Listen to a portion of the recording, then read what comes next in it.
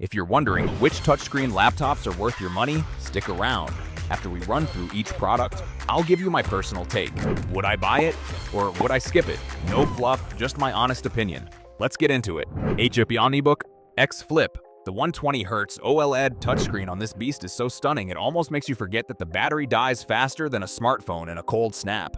It handles a stylus like a dream for your digital art, but the thing runs hotter than a spicy pepper under pressure, so don't expect to use it on your actual lap for long. Would I buy it? Maybe, because that screen is pure eye candy if you're always near a power outlet. Dell Inspiron 14 7445. This budget-friendly tank has a touchscreen that is responsive enough for notes, but the panel is so dim and dull you might need a flashlight to see what the hell you're doing. While the battery life actually lasts through a workday, the speakers start sounding like a dying cat once you crank the volume past 50%. Would I buy it?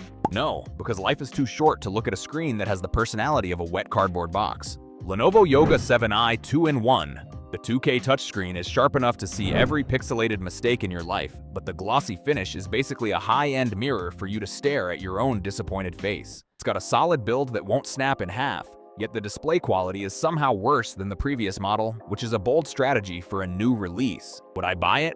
No, because buying a 2025 model with a downgraded screen feels like a personal insult. Dell XPS 13 9345. This laptop looks like it fell out of a sci-fi movie with its invisible trackpad that will have you clicking on nothing but air and frustration for the first week. The 3K tandem OLED touch display is absolutely gorgeous and efficient, though the lack of ports means you'll be living that dongle life just to plug in a simple mouse. Would I buy it? Yes, because looking this cool while actually getting 20 hours of battery life is worth the struggle of finding the trackpad. Samsung Galaxy Book 5 Pro 360 2025. This massive 16-inch monster has a beautiful 120Hz AMOLED touchscreen and an included S Pen that's perfect for doodling while you ignore your responsibilities. The battery life is freaking legendary at nearly 24 hours, but the keyboard is so shallow it feels like you're typing on a flat piece of sidewalk. Would I buy it? Yes, because having a screen this big and a battery that never quits is the ultimate flex for a mobile workstation. HP Spectre X360 14 2024. This 2.8K OLED screen is so gorgeous it makes my actual life look like a low-resolution nightmare, and the haptic touchpad is smoother than a pickup line from someone who actually has Riz. It tries to play games, but the integrated graphics will have you smelling burnt plastic if you try anything harder than solitaire. Though at least the 9-megapixel webcam makes my sleep-deprived face look somewhat human on Zoom. Would I buy it? Yes, because it is basically the MacBook of Windows laptops without the soul-crushing price tag. LG Gram Pro 2-in-1. This 16-inch monster is so light I genuinely thought the box was empty when it arrived, and the matte touchscreen is a godsend for anyone who hates seeing their own greasy fingerprints every 5 seconds. The screen wobbles like a toddler on a sugar high when you touch it, and it gets hot enough to fry an egg on your lap if you dare to edit a single 4K video. Would I buy it?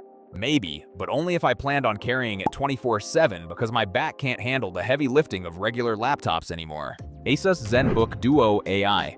Having two 14-inch OLED screens is peak main character energy, allowing me to pretend I'm a professional hacker while I just have Discord open on the bottom and Minecraft on the top.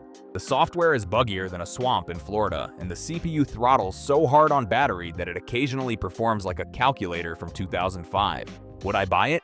Yes, because the sheer cool factor of having dual screens outweighs the fact that I have to carry a charger everywhere like it's an oxygen tank. Lenovo ThinkPad X1 2-in-1 Gen 10. Aura Edition.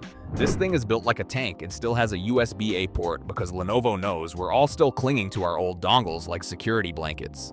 The 60Hz refresh rate feels like I'm scrolling through molasses compared to the 120Hz competition, and the matte screen coating makes colors look a bit depressed. Would I buy it? No, because unless I'm planning on dropping my laptop off a skyscraper, the Yoga version is just way more fun for less money. Lenovo Yoga 9i Gen 10. Aura Edition. The rotating soundbar hinge is the only reason I don't own external speakers, and that 1100 nits peak brightness is literally bright enough to signal passing aircraft. It's a bit of a fingerprint magnet that looks like a crime scene after 5 minutes of use, and the battery life is great until you actually try to use all those AI features at once. Would I buy it? Yes, because it's the ultimate do-everything machine that actually feels worth the premium price tag. HP OmniBook Ultra. Flip 14. This 2-in-1 convertible has a gorgeous 3000 resolution organic light emitting diode touchscreen that makes everything look stunning. even though the lack of a high-definition multimedia interface port means you are living that dongle life forever. The haptic touchpad feels like magic under your fingers, but the glossy screen is so reflective you will basically be staring at your own disappointed face every time the sun comes out. Would I buy it? Maybe, because while the build quality is top tier, the high price and weird port placement make it a tough sell for anyone who actually likes connecting things to their laptop. Samsung Galaxy Book 5 Pro. The 16-inch active matrix organic light emitting diode touchscreen is so bright and responsive you will forget you are actually working. Though the keyboard has such shallow key travel, it feels like you are typing on a piece of cardboard. It is basically the closest thing to a MacBook for Windows fans, but shipping it with only 512 gigabytes of storage at this price point is a total crime against humanity. Would I buy it? Yes, because that display is arguably the best in the game right now, and the ecosystem features are a dream if you already own a Galaxy phone. Asus ZenBook S16 UM58606. This laptop is thinner than my patience and features a massive touchpad with edge gestures for volume and brightness that are actually useful, unlike that weird touch bar Apple tried to push on us years ago. The organic light-emitting diode screen is a beauty, but the lack of dedicated graphics means you can forget about heavy gaming unless you enjoy watching a slideshow at 10 frames per second. Would I buy it? Yes, especially for the high-quality 6-speaker setup and the fact that it weighs almost nothing while still feeling like a premium slab of tech. Acer Swift 16 AI. This giant 16-inch screen gives you all the room in the world for activities, but the chassis is so flexible it literally sags if you type too hard, which is honestly a bit embarrassing for a modern laptop. The battery life is surprisingly great for such a big machine, but the subpar speakers sound like they are trapped inside a tin can at the bottom of a well. Would I buy it? No, because while the 3000 resolution touchscreen is nice, the bendy build quality and weird keyboard layout make it feel like a budget device wearing a tuxedo. Lenovo IdeaPad 5 2-in-1 Gen 9. This is the budget king of the group, offering a surprisingly solid touchscreen experience and a digital pen for drawing your masterpieces. Though the base model display is about as bright as a candle in a cave, it is a versatile beast that flips into tablet mode for Netflix marathons. But the battery life is pretty mid and the tiny arrow keys will definitely make you rage quit during a spreadsheet session. Would I buy it? Maybe, because it is a fantastic value if you can find the organic light-emitting diode version on sale. Otherwise, the screen is just too dim for real work. Asus ProArt PX13.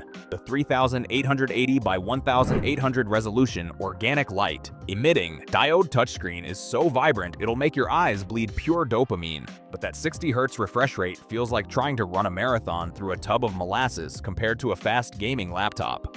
I love that the unique dial pad on the trackpad lets me pretend I am a high-stakes radio DJ while I am just adjusting brush sizes in Photoshop, even if the fans sound like a literal jet engine taking off inside a library the moment you try to render a video. Would I buy it?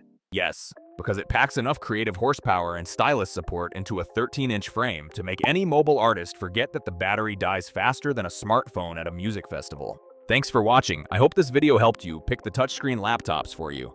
If you have any questions, drop a comment below. Links to all of these products mentioned in this video will be in the description.